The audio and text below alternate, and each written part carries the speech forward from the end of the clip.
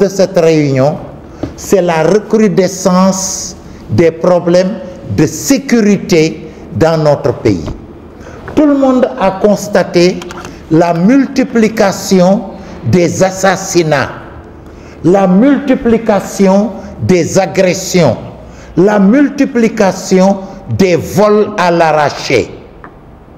la banalisation de la drogue dans notre pays. Toutes sortes de drogues, cannabis, cocaïne, etc., etc. Alors, des membres de la commission, en particulier mon ami Kébé, l'honorable député Malik Kébé, m'a suggéré de convoquer la commission défense et sécurité pour échanger sur les problèmes d'insécurité dans notre pays. Donc nous venons de terminer nos échanges. Nous avons essayé d'analyser les causes, d'abord les différentes formes d'insécurité. Ensuite, nous avons essayé d'analyser les causes multiples de cette insécurité grandissante. Et selon les prérogatives des députés à l'Assemblée nationale, nous avons pris un certain nombre de décisions. Parmi ces décisions, je peux noter l'invitation des ministres concernés, à savoir les ministres des Forces armées, les ministres de l'Intérieur, le ministre de l'Intérieur et le ministre de l'Éducation. Nous allons échanger, bien sûr, avec le président de l'Assemblée nationale, le bureau de l'Assemblée nationale, les différentes commissions de l'Assemblée nationale, surtout les commissions concernées par les ministres que je viens de citer, éducation, forces armées et intérieur, et nous allons les inviter suivant des formes que nous allons discuter, définir. Mais nous préférons, nous allons discuter, mais nous préférons les inviter d'abord en salle de commission, en dehors des caméras, en dehors des médias. Et peut-être après, on va voir. En tout cas, ce sont ces idées que nous avons émises ici. Nous n'avons peut-être pas fait le tour d'une manière exhaustive de la question, mais nous commençons tout simplement. Député Malik Kébé, donc de l'Assemblée nationale. Alors, merci beaucoup donc à tout le monde. Je pense que, comme vient de le dire le président de la commission défense et sécurité, effectivement, il nous a été permis de constater, donc ces derniers temps, effectivement, donc des braquages à main armée et des vols effectivement à l'arraché. Et encore, ce qui s'est passé encore, qui est extrêmement difficile, c'est la situation de meurtre et d'assassinat qu'on constate. Et là, nous l'avons dit, la commission de l'Assemblée nationale, c'est des députés. Et les députés sont au service du peuple. Et quand le peuple a des difficultés, les députés ont l'obligation de se réunir et de sortir effectivement leur point de vue par rapport à la question. Je pense que le président l'a dit. Nous allons bien sûr, comme il a dit, bien sûr appeler et inviter les ministres effectivement donc, qui travaillent dans ce sens-là, parce qu'il s'agit d'abord de la délinquance qui est liée au contrôle du ministère de l'Intérieur. Il s'agit des questions d'éducation, parce que aussi nous avons tous constaté qu'il y a un problème de dégradation des mœurs au Sénégal. Il y a un problème où effectivement donc l'éducation au Sénégal est à revoir. Et on l'a dit, que ce soit partout au Sénégal, hein, dans la banlieue ou partout, on voit même effectivement donc des agressions, même au niveau des réseaux sociaux. Tout ça constitue effectivement donc des dangers qui guettent effectivement donc les populations. C'est pourquoi le ministre effectivement donc de l'éducation, dans ce sens-là, serait interpellé. Au même titre que bien sûr le ministre effectivement donc de la Défense, parce qu'en réalité, il ne s'agit pas seulement des meurtres qui sont là sur place, on l'a dit au plus haut niveau, il s'agit aussi des vols de bétail. Et tout ça aussi, la commission défense et sécurité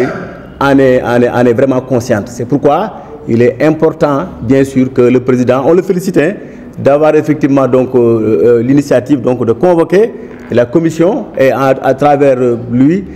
tous les députés, hein, les anciens députés qui étaient là aujourd'hui, qui nous accompagnent, dont l'honorable député Mame Diarra Fam, véritablement, qui d'abord habite à Pikine. Alors ça, véritablement, c'est la question où nous sommes un peu outrés, hein. Je pense que l'Assemblée même est gênée, hein, dans ce qui se passe dans ce pays. C'est pourquoi on condamne les faits, on condamne vraiment ce qui a été fait et perpétré. On demande d'abord que, bien sûr, que les forces de défense et de sécurité, on les félicite pour le travail qui a été fait en l'espace d'une semaine. On a vu qu'il y a un travail qui a été fait. Mais aussi, on demande effectivement à l'autorité d'augmenter les moyens des forces de défense et de sécurité. Si l'on sait que ces zones-là, c'est des zones qui sont extrêmement sensibles. Il est important d'augmenter effectivement les moyens des forces de défense et de sécurité. Alors là aussi, il est important parce que on l'a entendu lors des derniers débats effectivement donc sur le vote budgétaire de 2024. Les députés de Pikine ont crié fort pour que effectivement donc un commissariat soit mis au niveau des abords véritablement donc du stade de lutte, parce que tout le monde sait que c'est là-bas où se trouvent les braquages et tout ce qui s'ensuit. Et les députés de Pikine encore, bien sûr, je me souviens bien, ils avaient demandé à ce qu'il y ait une brigade d'intervention mobile, parce que c'est la zone qui est extrêmement sensible. Ouais. Donc une fois de plus, la commission effectivement donc défense et sécurité s'allie bien sûr au peuple, hein, pour dire que nous sommes véritablement outrés et nous demandons à ce que tous les moyens soient mis par l'État pour que véritablement ces malfaiteurs soient mis à nu et qu'on puisse les nuire. Véritablement, je pense que, comme l'a dit M. le ministre, nous attendons la venue des ministres et après nous allons discuter effectivement à huis clos et voir nous, députés à l'Assemblée, quelles sont les mesures et effectivement donc véritablement les trucs qu'il faudrait prendre effectivement pour régler définitivement donc ce problème-là. Donc on vous remercie. Honorable Mohamedou Mansour Kébé, député de la diaspora Afrique du Nord. maa ngi leen di nuyu bu baax a baax di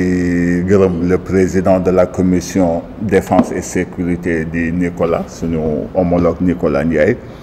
ci rencontre bi mu ñu convié pour ñu wax suñu xalaat ci li nga xam ne moo xew au niveau du Sénégal. Et je pense que alerte la commission di def jëmale ko à l'endroit d'abord du peuple sénégalais,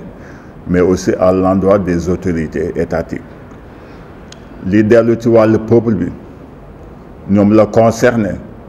il faut ñu toucher le droit. Le problème c'est le problème de l'éducation de nos enfants. Et je pense qu'il y a un sérieux problème depuis qu'il y a 30 ans organisé woon nañ fi benn colloque ñu tuddee woon ko année de la jeunesse. Amoon benn thématique bu ñu développé woon à l'époque ñu tuddee woon ko jeunesse et déviance. Tey li ñuy wax lépp pointé woon nañ ko du doigt à l'époque il y a 30 ans pour wax ni suñu deful nànk ci wàllu éducation ci wàllu réseaux sociaux yi dina dem ba suñu njaboot yi mbedd bi moo leen di yar te su leen mbedd bi yaree donc c'est la porte ouverte à toute forme de déviance. Tey loolu ñuy dund au niveau du Sénégal et il faudra que ñu def un retour en arrière sur les valeurs yi nga xam ne moom moo mës a fonder la société sénégalaise ci wàllu éducation à la base. Beneen bi mooy la régulation des réseaux sociaux. Il faut aussi ñu bàyyi ko xel. On avait alerté loolu aussi dafa bokk ci loolu nga xam ni moom moo tax ba xale yi kenn mënutuloo wax ak ñoom, parce que jàpp nañu ni que lépp lu jóge ci réseaux sociaux yi dëgg la, lépp lu jóge ci réseaux sociaux yi ñoom war nañ ko def, lépp lu jóge ci réseaux sociaux yi war nañ ko càmbar. Donc ci loolu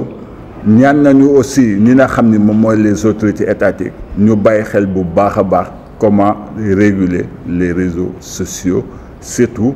ci wàllu désinformation, ci wàllu accès à l'internet, naka lañ koy xoolee ba xale yi lu ñu war a xool ñu di ko xool lu ñu war a seetaan ñu seetaan ko lu ñu war a def ñu war ko def donc man foofu laa doon appesantir sama communication ci chapeau la commission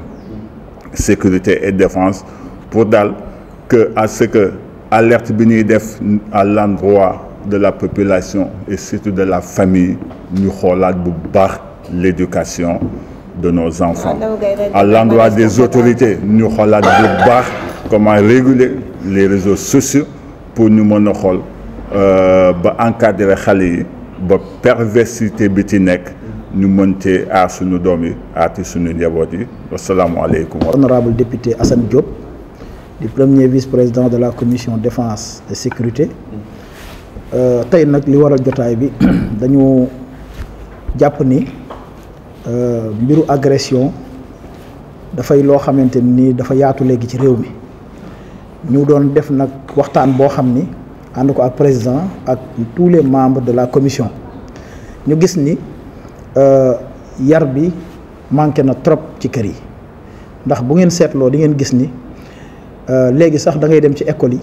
ñu fay jaay sàngara te loolu médiatiser nañ ko maintes reprises nga gis ni xale yi actuellement nii ñu ngi yàq seen bopp di jël sàngara di ko naan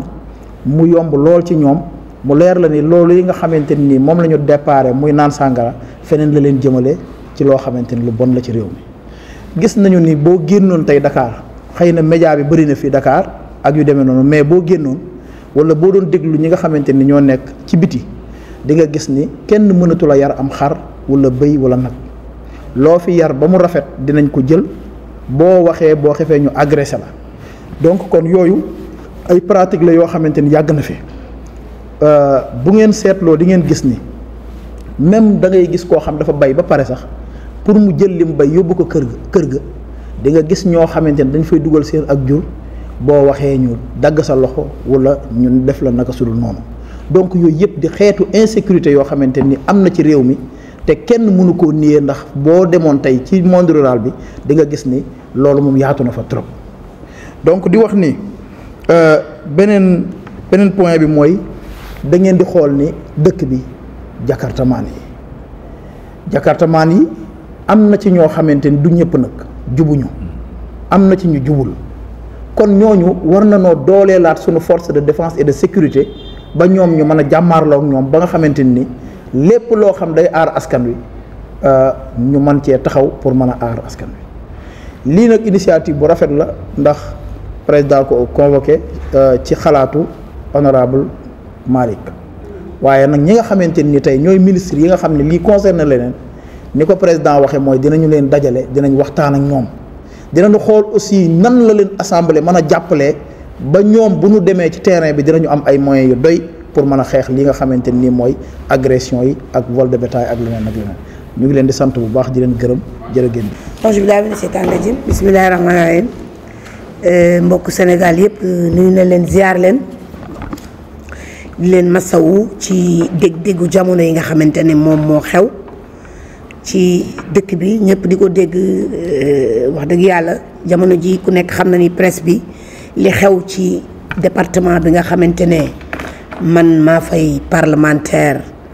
bu bokk ci liste départementale bi ak honorable député Fatou Gueye ñëpp xam nañ ni c'est ce qui fait le chou gras de la presse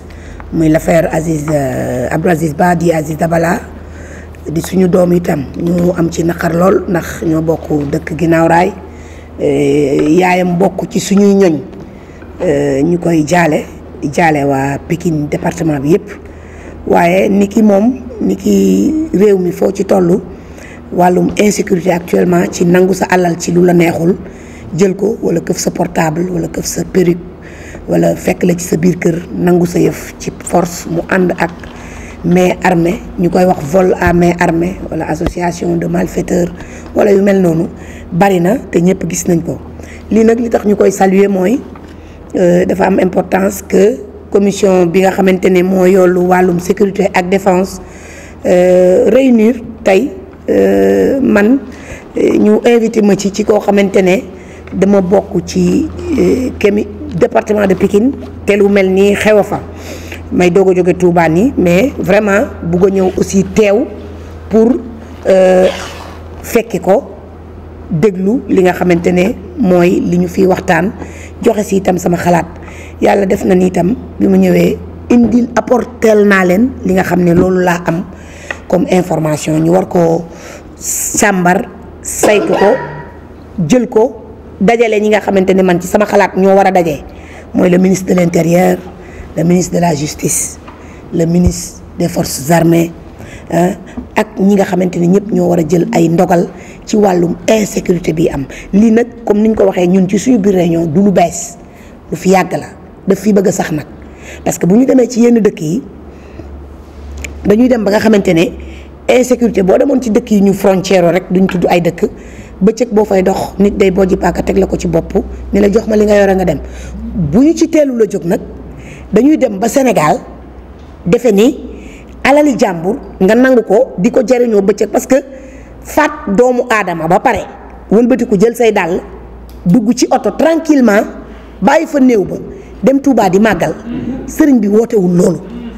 te dañuy dem ba mu yàgg mu mel ni dafa war a nekk lu dagan maanaam ñi ko def amuñu sax li italien yi naan conscienza sporco amuñu conscience bu salte que ni ñoom def nañ lu toll noonu ñaari doomu aadama la ñu faat mais dañ cee boole ak jël seen alal dem màggali Touba loolu nag bu fekkente ne ñun ñi nga xamante ne assemblée moo ñu fal Sénégal ñoo ñu fal ñu ñëw fii nekk ay député de la République du Sénégal kàddu gi bàyyeekoowul fii ci saasi wax ak réew mi wax ni le pays est en danger te bañ ko waree wax yàgg na wax naa leen ko sànq day mel ni faillir nañ suñu mission mais heureusement yàlla baax na wax nañu pour rencontrer ñi nga xamante ni ñoo fi nekk wax leen ni leen lii yàgg nañ koo waxtaane mais décision bi ñu ci jël tey lañ ko ci jël ñuy ñaan le président de la République le premier ministre le ministre des forces armées le ministre de l'intérieur le procureur de la République mu def liggéeyam ci li war na justice def liggéeyam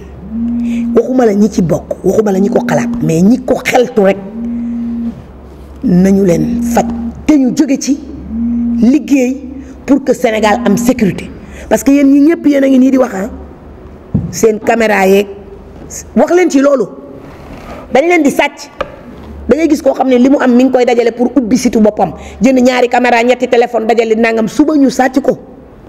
ki ko sàcc jaay ko fii ci Colobane wala mu jaay ko fële ca marché Thiaroye ca Liba wala mu dem Kër Massar jaay ko wala mu dem ba Touba jaay ko nit ki nga xamante ni rek